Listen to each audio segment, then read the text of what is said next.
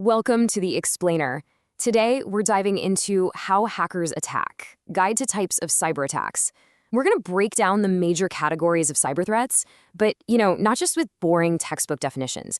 We're looking at exactly how these attacks hit the systems you build, design, and defend every single day. Because let's face it, understanding the enemy, that is absolutely step one to building unbreakable software. So here's our roadmap for today. First, why classify cyber attacks? Then we'll hit malware and ransomware, followed by phishing, the human exploit. After that, we look at the enemy within, then DDoS and zero-day attacks. And we'll wrap the whole thing up with a quick test of your threat knowledge. All right, Section 1, why classify cyber attacks? Understanding the threat chain. Let's get right into it. You might be wondering, why go through the hassle of categorizing all this? Why not just build a giant wall around our apps and call it a day? Well, the reality is, different attacks need completely different countermeasures. And hackers, they almost never rely on just one trick.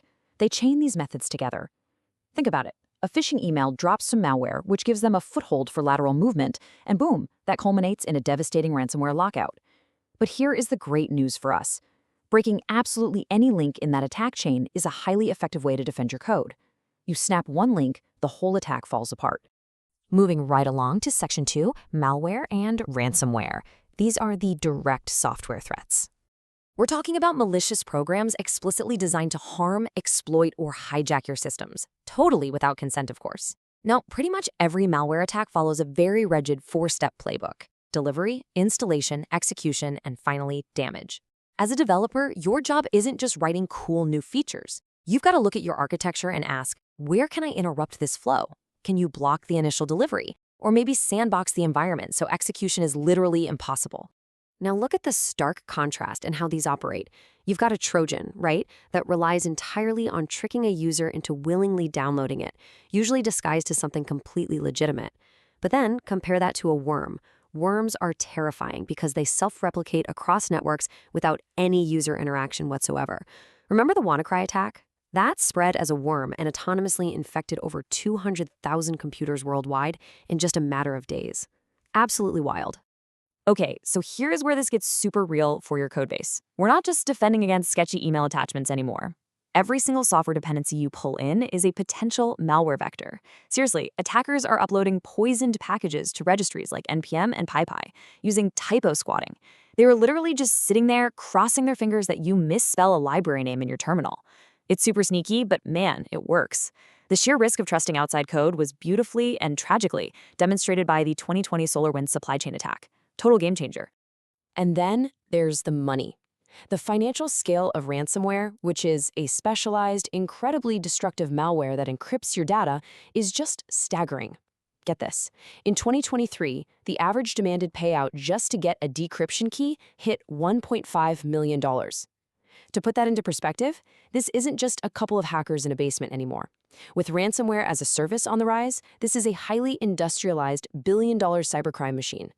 So how do we stop it? Well, ransomware loves to spread laterally by exploiting unpatched vulnerabilities, and it specifically hunts down your backups. So your defense as a builder has to be structural from the ground up. You need immutable backups, meaning they literally cannot be deleted or encrypted by the attacker, period. And you've absolutely got to lock down the principle of least privilege. You have to make sure that a single accidentally hard-coded password doesn't expose your entire database layer to the whole world. Okay, Section 3. Phishing, the human exploit. Let's talk about psychological threats. We're pivoting now from raw software exploits to plain old psychological manipulation. Check out this staggering stat from Deloitte. 91% of all cyber attacks begin with a deceptively simple phishing email. I mean, think about that. Attackers know that exploiting human psychology, using a false sense of urgency or spoofing a trusted domain, is way easier than trying to brute force a well-configured firewall. Why hack the system when you can just hack the human, right? But here's the thing. While attackers rely on mind games, you, as the builder, have the power to stop them cold with good code. You can mandate multi-factor authentication. That way, even if a user totally falls for a scam and hands over their password, the attacker is still locked out. You can also wire up strict email authentication protocols, things like SPF, DKIM, and DMARC, to ensure nobody can impersonate your application's domain in the first place. Moving on to Section 4, the enemy within. We're looking at internal threats now.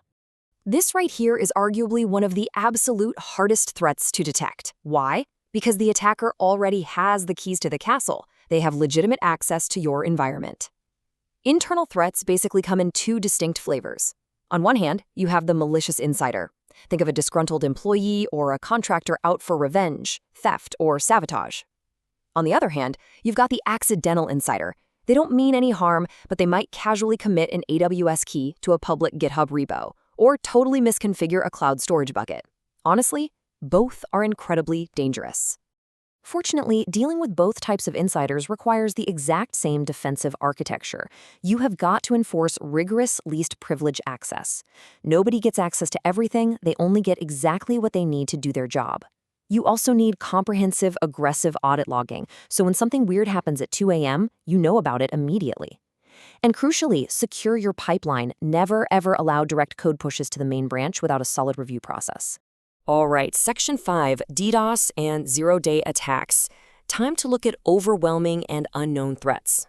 As we get closer to the end of our field guide here, we're shifting from human error to just raw brute force.